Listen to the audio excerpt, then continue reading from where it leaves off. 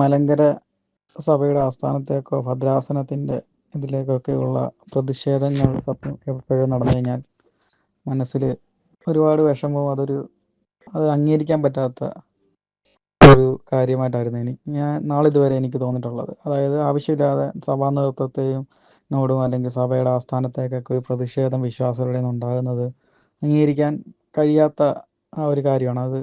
പക്ഷേ എൻ്റെ ജീവിതത്തിൽ ഞാൻ ഏറ്റവും കൂടുതൽ സന്തോഷിക്കുന്ന ഒരു പ്രതിഷേധ സംഗമമാണ് ഇപ്പോൾ ഇവിടെ നടന്നിരിക്കുന്നത്. കാരണം അടൂർ കടമ്പനാട് ഭദ്രാസന മെത്രാപ്പൊലീത്ത ആയിട്ട് സഭ നിയമിച്ചിരുന്ന, ഞാൻ പുള്ളിയുടെ പേര് പറയാത്തത് എനിക്ക് ആ പേരിനോട് താല്പര്യമില്ലാത്തതുകൊണ്ടും അത്രമാത്രം വെറുക്കുന്നത് കൊണ്ടുമാണ് ആ പേര് ഉച്ചരിക്കാത്തത്. അത് ഉച്ചരിക്കാൻ പോലെയുള്ള ഒരു മാനസിക ഇത് കിട്ടാത്തതുകൊണ്ടാണ്.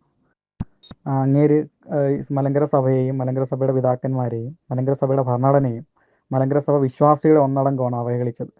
പൊതുസമൂഹത്തിൻ്റെ മുന്നിലും തേജോവധം ചെയ്യാനും അങ്ങേര് മാത്രം പരിശുദ്ധൻ എന്ന നിലയിലുള്ള പ്രഖ്യാപനമാണ് പ്രഖ്യാപിച്ചിട്ടുള്ളത്. നിങ്ങൾ എല്ലാവരും ഈ സഭാ ഭരണഘടന മാത്രമാണ് അങ്ങേര് കുറ്റം പറഞ്ഞതെന്ന് മാത്രം ആ വീഡിയോ കാണുമ്പോൾ നിങ്ങൾ മനസ്സിലാക്കില്ല. അതിനുള്ളിൽ അങ്ങേര് ചോദിക്കുന്നുണ്ട്, ഈ പരിശുദ്ധന്മാരുടെ നോമ്പ് പെരുന്നാളുകൾ ആചരിക്കാൻ നമ്മൾ യോഗ്യരാണോ, വിശ്വാസികൾ യോഗ്യരാണോ, മറ്റ് എല്ലാത്തിനും യോഗ്യരാണോ എന്നൊക്കെ തിരക്കി പുള്ളി സംസാരിക്കുന്നതാണ്. അപ്പം ഈ സഭാഭരണഘടന മാത്രമല്ല, മൊത്തത്തിലാണ് അങ്ങേരെ അവഹേളിച്ചിരിക്കുന്നത്. അങ്ങനെയുള്ള ഒരു വ്യക്തിക്കെതിരെ മലങ്കര സഭാ മക്കൾ ഇതേപോലെ നേരെ നിന്ന് പ്രതിഷേധം അറിയിച്ചതിൽ വളരെ സന്തോഷമുണ്ട്.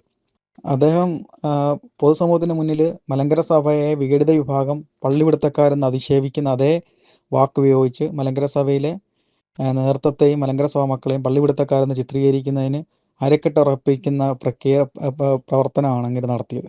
ഇങ്ങേര് സുവിശേഷത്തിനാണ് പ്രാധാന്യം കൊടുക്കുന്നതെന്നാണ് പറയുന്നത്. ഏത് സുവിശേഷത്തിൻ്റെ ഭാഗമായിട്ടാണ് വെട്ടിമുറിക്കലിൻ്റെ സുവിശേഷം യേശുക്രിസ്തു എവിടെയെങ്കിലും പ്രസംഗിച്ചിട്ടുണ്ടോ? അപ്പോൾ ഒരപ്പത്തിൻ്റെ അംശങ്ങൾ ഒന്നായിട്ട് ഒരു സഭയായിട്ട് പ്രവർത്തിക്കണമെന്നാണ് മലങ്കര സഭയിലെ എല്ലാവരും ആഗ്രഹിക്കുന്നതും മലങ്കര സഭ വിശ്വാസികൾ ആഗ്രഹിക്കുന്നതും. മലങ്കര സഭയിലെ ഭൂരിപക്ഷം വരുന്നത് വെട്ടിമുറിക്കലിൻ്റെ ഒരു സുവിശേഷം എങ്ങും ദൈവം യേശുക്രിസ്തു പഠിപ്പിച്ചതായിട്ട് അറിയത്തില്ല. അപ്പം മറ്റുള്ളവരുടെ മുന്നിൽ മലങ്കര സഭയെയും മലങ്കര സഭയുടെ നേതൃത്വത്തെയും സഭാമക്കളെ ഉൾപ്പെടെ തേജോവധം ചെയ്ത അടൂർ മെത്രാൻ അദ്ദേഹത്തെ ചുമതലകളിൽ നിന്ന് മാറ്റി നിർത്തി ഉചിതമായ നടപടി സ്വീകരിക്കണമെന്നാണ് എൻ്റെ വ്യക്തിപരമായ അഭിപ്രായം.